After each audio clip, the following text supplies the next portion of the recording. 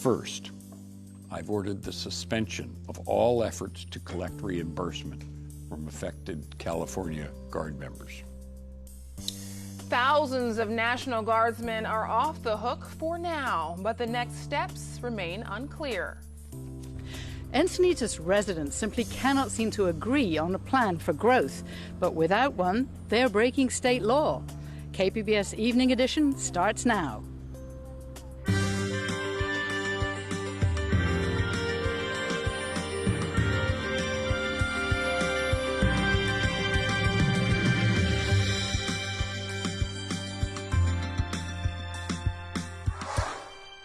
Good evening. Thanks for joining us. I'm Ebony Monet. Facing a public outcry today, U.S. Defense Secretary Ash Carter ordered the Pentagon to stop collecting repayments of reenlistment bonuses.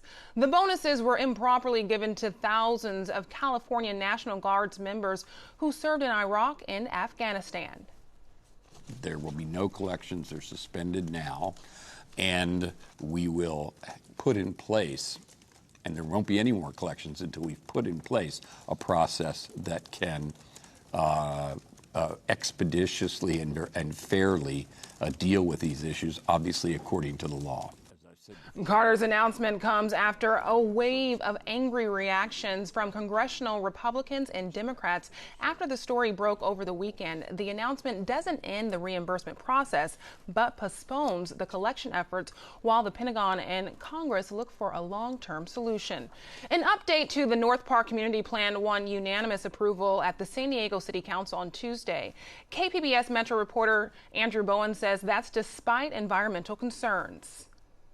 Community plans lay out how a neighborhood should grow in the coming decades. North Park's plan update aims to incentivize denser housing development along bus lines to encourage more biking, walking, and transit use. An analysis of the plan last month found it would, in fact, encourage more people to commute to work without a car, but not by enough to meet environmental goals included in the city's Climate Action Plan. Councilman David Alvarez said a last-minute memo meant to build on that analysis raised more questions. The memorandum that we received only now it's been 5 hours, but not long ago before we started this hearing, doesn't really make me feel entirely comfortable about hitting our climate action plan goals.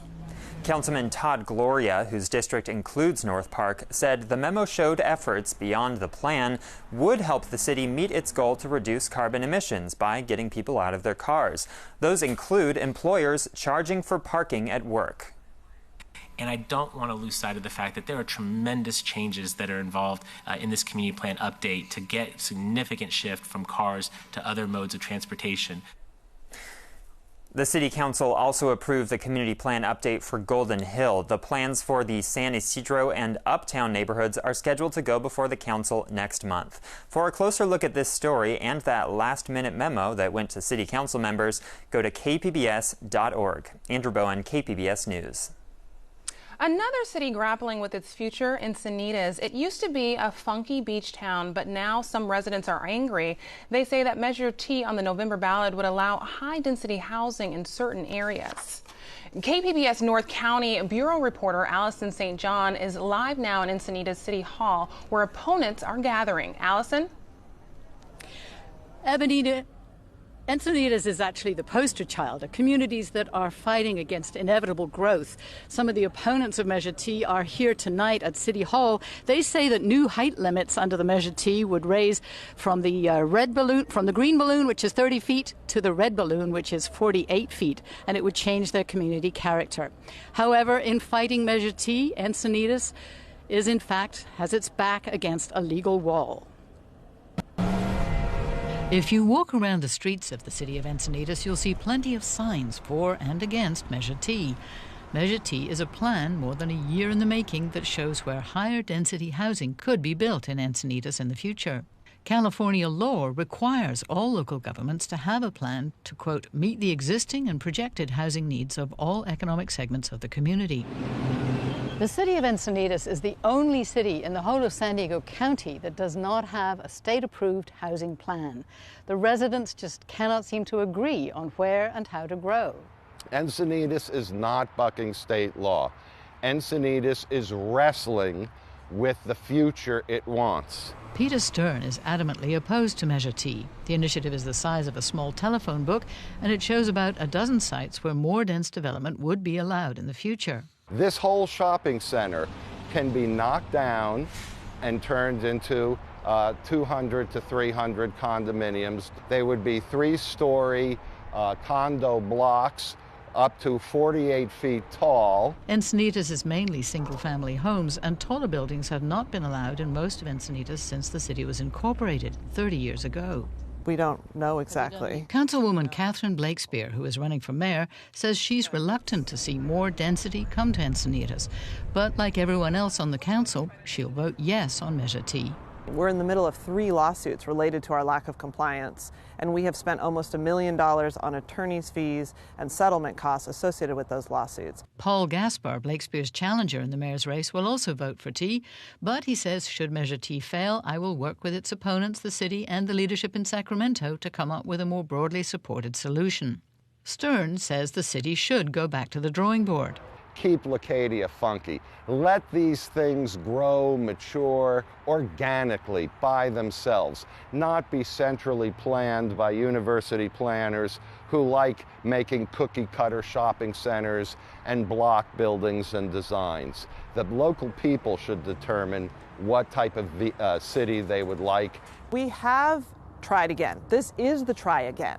And that's the thing that's important to remember is we spent almost $1 million on a consultant's plan that put a lot of the development on El Camino Real. And there was an outcry that it was unfair. And so we went back to the drawing board, scrapped that plan, and we had 140 community meetings. And this is considered the environmentally preferred alternative. Blakespeare says the lawsuits the city's faced so far for failing to agree on a housing plan were filed by developers. How can you incentivize infill without disincentivizing sprawl? But now an environmental attorney, Marco Gonzalez with the Coast Law Group, is threatening to sue Encinitas if Measure T fails. Gonzalez says he used to fight to stop development projects, but now he's fighting to get good development plans approved. The folks who are against Measure T basically say we don't want anything that's going to change our character. And unfortunately, the law says you have to evolve. You have to accommodate more growth, and that means your character is going to change. Now the question is, how is it going to change? Gonzalez says this 3-story development on Highway 101 in Encinitas is an example of how higher density can build a thriving community. He says Measure T puts growth in the right places, close to existing main roads and the railway line. He sees the decision facing Encinitas as part of a bigger dilemma facing San Diego County. On any metric you could possibly measure, infill development is more sustainable and better for the environment than sprawl development. So I see it as a choice. Do we sacrifice the economy of our small farms in the backcountry? Do we sacrifice the natural resources of the Cleveland National Forest? Or do we infill where we already have transit corridors? So this November's election is actually about more than community character. It's about how each community plays its part in San Diego's growth as a region. Reporting live, as you can hear, from Encinitas, I'm Alison St. John for KPBS News. Thank you, Allison. California voters are getting a chance to take action on a controversial Supreme Court ruling about campaign finances. KCET's Val Zavala explains Proposition 59.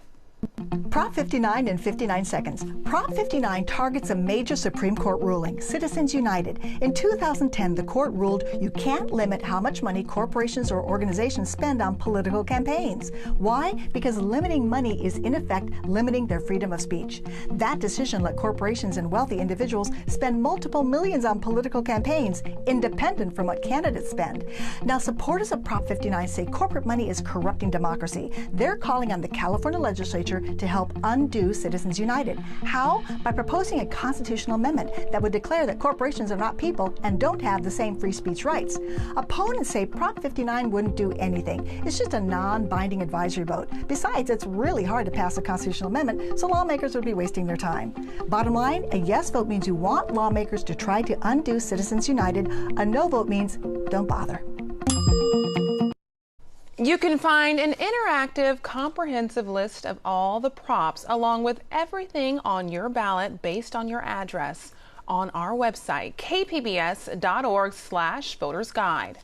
Workers were turning people away from San Diego DMV offices again today. The California DMV is dealing with its third day of operation delays. Officials say they're working to fix a widespread computer outage caused by a catastrophic hardware failure. Workers at the Normal Street DMV in Hillcrest were sending people to El Cajon. Today, computers were down at more than 100 DMV offices across the state, including Hillcrest, Claremont, and Chula Vista. Today, community advocates in San Diego were working to raise awareness about a silent, odorless danger. The Environmental Health Coalition was in Linda Vista performing free lead tests. Experts say lead poisoning causes brain damage and developmental delays in children. They say Linda Vista is a hot spot for lead poisoning, with a high concentration of older homes with chipping paint. You cannot see, you cannot smell this poison, but it's in the floor, the toys. The kids bring everything into their mouths. They get poisoned. It comes into their system. It damages their brain. If high levels of lead are found in someone's system, the next step is tracking down the source and fixing it through a federally funded program. State health officials have placed 104 hospitals on a new honor roll for meeting a federal goal of reducing C-section births. Scripps Mercy and UCSD are the only San Diego hospitals to make the list. C-sections are associated with a higher risk of infection and other complications, but they're more lucrative than vaginal deliveries for both doctors and hospitals. San Diego County's palm trees are being threatened by an invasive insect. KPBS reporter Susan Murphy says researchers, county officials, and community members gathered today to come up with a plan of attack. Researchers are in a race against an invasive creature on a path of destruction. The South American palm weevil was first discovered in San Diego County last year. It has since killed hundreds of palm trees from the border to Bonita. Now concerns are growing that the 1.5-inch long black insect has extended its reach in all directions. So we think now the weevil probably has a strong foothold in San Diego County and is probably killing many more palms than we currently realize. Mark Hoddle studies invasive species with UC Riverside. He says female weevils burrow hundreds of eggs in palm fronds, and the hatched larvae eat away at the tree until it dies. The process takes just 6 months. And eventually the palm fronds, instead of going straight up and being nice and straight, start to tilt. And eventually they go very flat. Then those palm fronds just fall on the ground. Then what you see is a palm trunk that just has basically a halo or a ring of brown dead fronds around the top of it. Hoddle held a meeting at the Sweetwater Reservoir to sound an alarm and discuss possible solutions. He says the first step is tracking the weevil with traps set up across the county. If it's still just contained to the Chula Vista area, we may have a good shot at being able to contain and eradicate it. But if it's spread over, hundreds and hundreds of square miles of Southern California, that chore is going to be far more difficult. Southern California's palm tree and date palm tree industries are estimated at $100 million. Susan Murphy, KPBS News. Rain is headed our way this weekend here in San Diego. Shanae Shocker will let us know just how long we'll need those umbrellas. She has that in tonight's forecast. Well, over the past 6 hours, Southern California is staying pretty clear and dry, maybe some clouds scattered, but really looking nice. Turning in towards this evening, we'll be having partly cloudy skies. Overnight lows still in the low 60s, so very mild evenings. Enough to put a sweater on, but nothing we can't handle out here.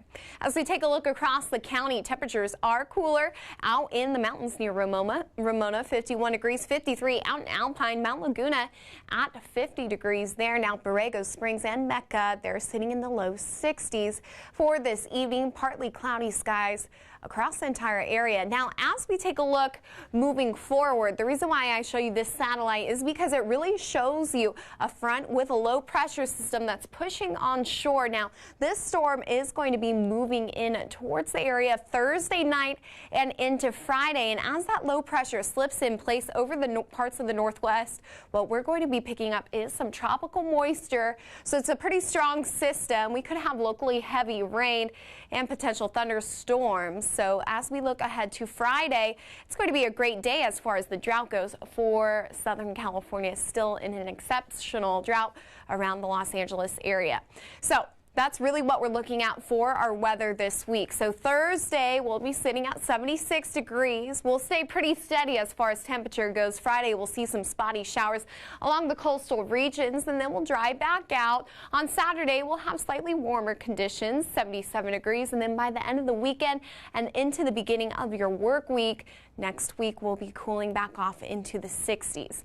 Now inland, very similar as well. By Friday, those spotty showers will arrive with that stronger system, and into your weekend, clouds and sun, 85 degrees for Saturday, so definitely warming up. By the end of the weekend, though, we'll start to see a temperature drop back to the mid-70s to low 70s.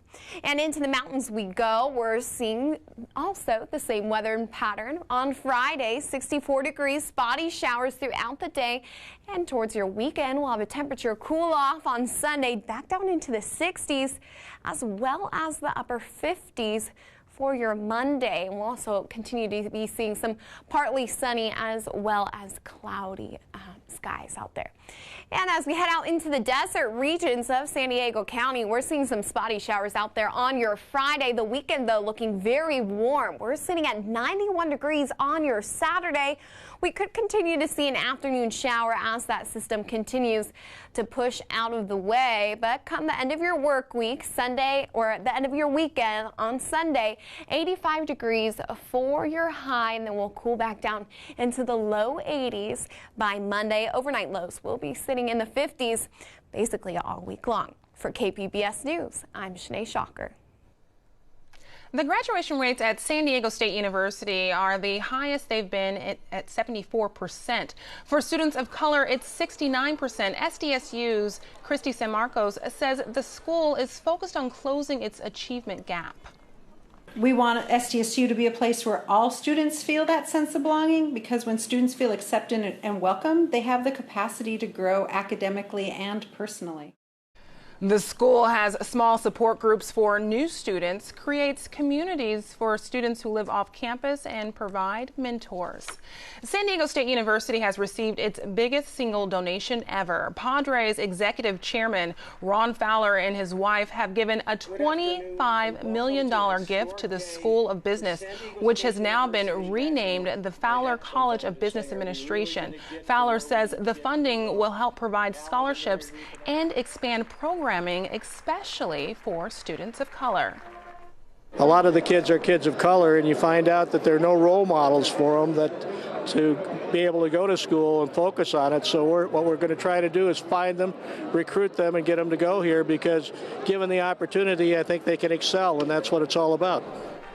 The donation helped the university surpass its $750 million fundraising goal set in 2007. In the past, the Fowlers have also helped raise about $10 million for SDSU athletics. We've heard of self-driving cars, but what about a self-driving map? A San Diego company is rolling out a floor cleaning vehicle that doesn't need a human operator. KPBS tech reporter David Wagner says janitors may not have to worry about losing their jobs just yet. In a Sorrento Valley warehouse, a robot is guiding itself through the aisles of a fake grocery store. It beeps every time it turns a corner because it's a big machine that could do some serious damage. This may be a floor cleaning robot, but it looks more like a John Deere lawnmower than a Roomba. Right now, a child-sized mannequin is blocking its path. The kid won't move, so the robot waits, visually assesses the situation, and then slowly curves around the kid. Now it can safely proceed to clean up the mess in aisle 3. We created a small area here just so we can test our machines, not only just test how to navigate in this space, but also what happens if somebody jumps in front of it suddenly. Eugene Izhikevich is the CEO of Brain Corp, the company responsible for automating this machine. He says getting the robot to clean floors is the easy part. Making sure it never hurts anyone is hard. We have the same constraint as self-driving cars have, is that it has to navigate and be not only safer than machines operated by humans, by human operators. It has to be 100% safe. Brain Corp doesn't actually make this floor cleaning vehicle. Another company makes the standard version, driven by a human worker.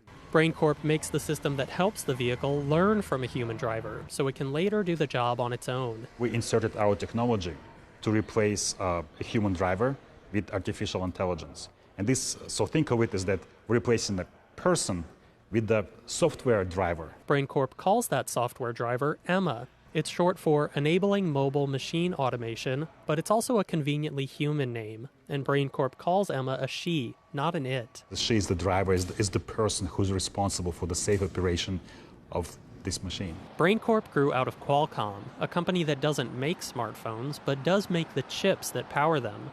BrainCorp is aiming to do the same thing for robots. Izhikevich says other companies can make the robots. What BrainCorp wants to do is make brains for robots. Emma is the first commercial robot powered by BrainCorp. She has already been tested in a Jimbo's grocery store, and BrainCorp says a so far unnamed major company has signed a 3-year contract to use Emma in their offices. But Izhikevich says Emma won't take jobs away from janitors. She'll just help them do their jobs better. We are automating only the simplest, the most boring, the dullest part of their job.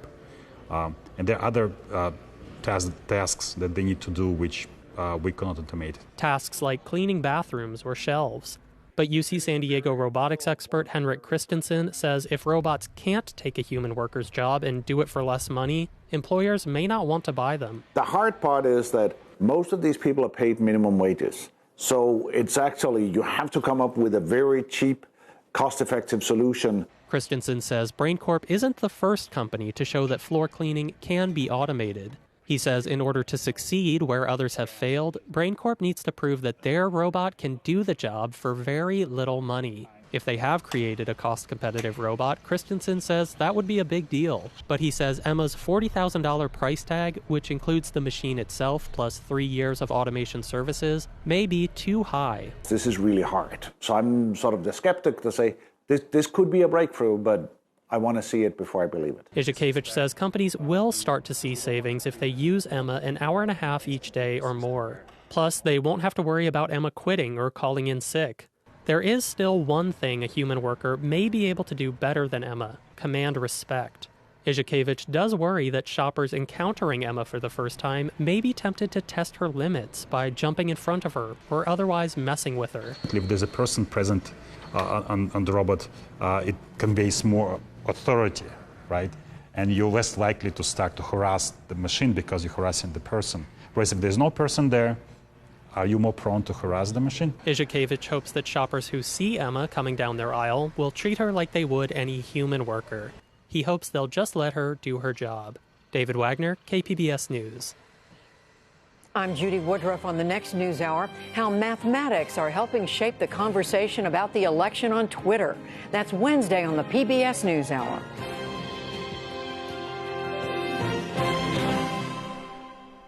In the case of a zombie apocalypse, you'll need to know more than just aim for the head. KPBS arts reporter Beth Accomando says that's where REI's zombie preparedness class comes in.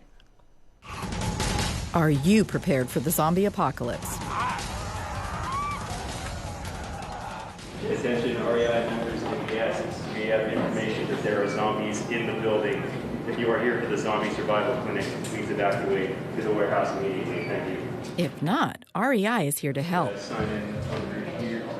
Every fall, REI reanimates its disaster preparedness class with a festive spin. By introducing a zombie theme. Okay. Mike Kowalski teaches zombie preparedness classes at REI. All right, I think they're gone for now. On to the zombies themselves. You really want to know your foe. He covers everything you need to know about the zombie apocalypse, from common misconceptions to unexpected weapons. Often overlooked, screwdriver. If somebody is about to succumb to disease and you need to put them out of their misery, you can sever the brainstem by poking it in the ear. It'll go right through the brainstem back there, and quick and painless. Earlier this month, Kowalski demonstrated taking out a zombie with what he called the brutalizer. Okay, yeah, you don't want this to happen. This is a climbing ice axe. It's been nicknamed the brutalizer. I'm sure for reasons other than brutalizing zombies, but it's very lightweight, and also still sharp, very versatile as an anti-zombie weapon. The skills that you take away can be applied to any speed of zombie. The key is really just to be prepared before it happens. Although Kowalski has fun with the class, many of the skills he teaches can also be applied to dealing with earthquakes, wildfires, or pandemics. The next REI Zombie Preparedness class is October 27th at the Encinitas store. There will be even more blood in theatrics at that one than this one, so I recommend you attend the Encinitas location. Run, walk, or shamble into the next REI Zombie Preparedness class. And maybe you'll leave knowing a little bit more about how to prepare for any type of disaster. Beth Accomando, KPBS News. Now, here's a look at what we're working on for tomorrow in the KPBS newsroom. On Morning Edition, San Diego owes much of its existence to commercial fishing. These days, that industry is a shadow of its former self, but it's in a position of power when it comes to a $1 billion development plan along the downtown waterfront. That story is coming from our media partner, iNews Source. And on Midday Edition, tomorrow we look into a study on racial profiling by police in San Diego. That's at noon on KPBS Radio. You can find tonight's stories on our website, kpbs.org/evening edition. Thank you for joining us. Have a great night.